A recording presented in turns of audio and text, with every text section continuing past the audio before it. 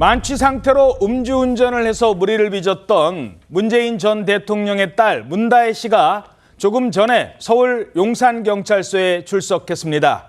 음주 사고 낸 지 13일 만입니다.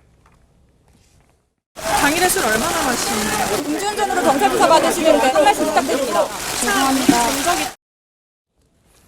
자, 경찰 조사가 지금 진행이 될 것 같은데요. 아마 이 시각 현재 조사를 받고 있을 것 같습니다. 사고 이후에 언론의 모습을 드러낸 게 오늘이 처음이죠? 네, 그렇습니다. 지난 5일 만취 상태로 차를 몰다가 적발된 문재인 전 대통령의 딸 문다혜 씨가 조금 전인 오후 1시 40분쯤 서울 용산경찰서에 출석을 했습니다.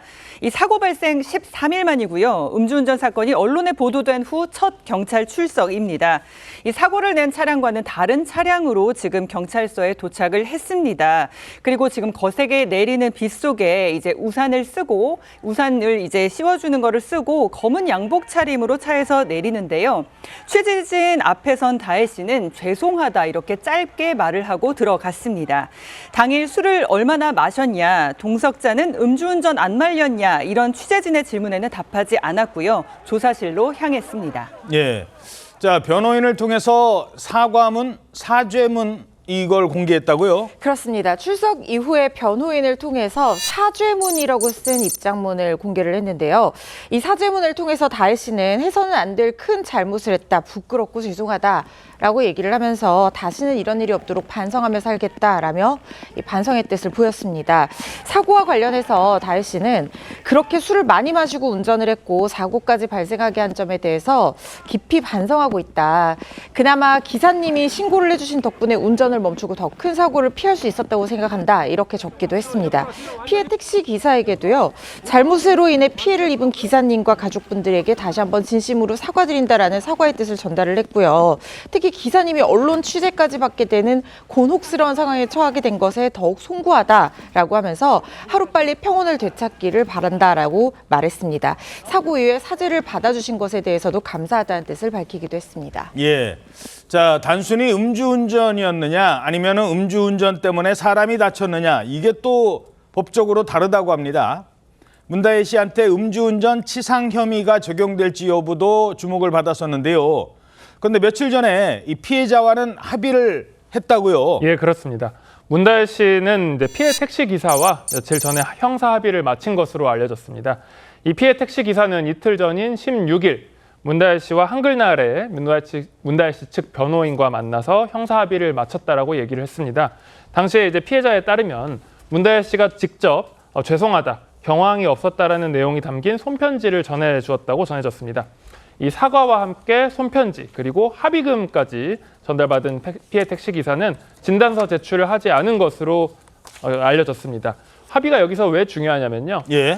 특가법 위험운전치상죄 적용 여부가 검토되고 있는데 이 죄는 음주 또는 약물의 영향으로 정상적인 운행이 곤란한 상태에서 운전을 했을 때 사람이 다치게 되면 성립을 합니다.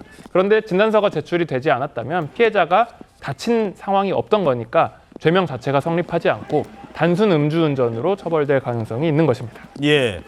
이 피해를 당한 택시기사가 사고 당시 상황에 대해서도 자세히 밝혔어요. 예, 피해 택시기사가 한 인터뷰에서 상황을 밝혔는데 당시에 이제 택시기사가 문다혜 씨한테 다가가서 어떻게 하죠? 라고 물어봤는데 예. 문다혜 씨가 어떻게 했으면 좋겠어요? 라고 되물었다는 거예요. 어허. 그런데 그때 이미 혀가 꼬부라져서 말을 거의 못하는 지경이었고 예. 눈이 자꾸 감겨서 대화가 불가능해서 이 택시기사분이 그냥 경찰에 신고하러 갔다라고 이야기했는데 혀가 꼬부라졌고 눈을 자꾸 뜨지를 못하고 네, 있었다. 대화가 불가능했다라고 합니다. 문다혜 씨가 그 사고 직전에도 다른 사람 차량을 자기 차라고 착각하고 문을 열려고 시도할 정도로 뭔가 정신이 온전치 않은 모습을 보였었거든요. 그렇죠. 남의 차에 가서 자꾸 문 열려는 모습이 당시에도 공개가 됐는데 저 장면이거든요. 그렇습니다. 저게 문다혜 씨 차가 아닌데 뭐 지금 저 정도로 취해 있었다는 겁니다. 엉뚱한 차 문을 열려고 하고 뭐 남의 차에 기대고 막 그런 모습을 보였는데 그 정도의 상황이었다면 오히려 사고가 이 정도에서 그친 게 천만다행이다.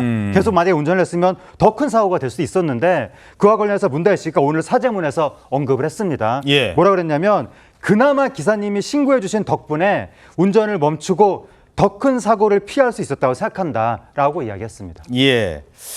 자, 문다혜 씨가 사고 당시 타고 있던 차, 그게 과태료 체납 등으로 압류 처분 조치됐었다. 이런 사실도 전해졌었습니다. 과태료를 계속 안 냈던 거예요. 압류가 들어올 때까지. 그런데 이제 그게 이제 알려져서였을까요?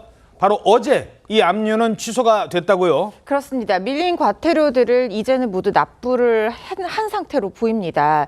사실 문재인 전 대통령이 소유하고 있던 소렌토 차량을 넘겨받아서 타다가 그리고 다시 이 이른바 사고가 났던 캐스퍼 차량을 지난 4월에 넘겨받아서 타고 있었는데 이 두 대의 차량을 모두 합쳐서 무려 11번의 과태료 체납 사실이 확인이 됐다는 것이 보도로 알려졌었습니다.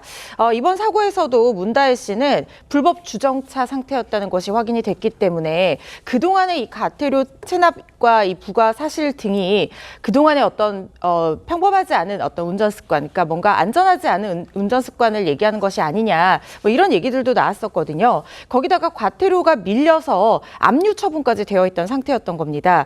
이게 뭐 원래는 이 소렌토 차량에 압류가 되어 있다가 문재인 대통령이 명의로 소렌토가 넘어가고 문다혜 씨에게 캐스퍼가 다시 넘어오게 되면서 이 소렌토에 걸려있던 압류가 캐스퍼로 넘어와서 대체 압류까지 되어 있는 상태였거든요. 이 부분이 다 해제가 된 겁니다. 15일 문재인 전 대통령 차량 소렌토도 압류가 해제됐고요. 그리고 이 문다혜 씨의 차량 역시 이어서 압류가 해제된 것이 확인이 됐습니다. 예. 오늘 문다혜 씨가 사죄문을 통해서 밝힌 것처럼 뭐 얼마 안 가서 바로 택시기사와 접촉 사고가 났지 않습니까? 그 사고 없었으면 오히려 더 큰 사고로도 이어질 수 있었습니다.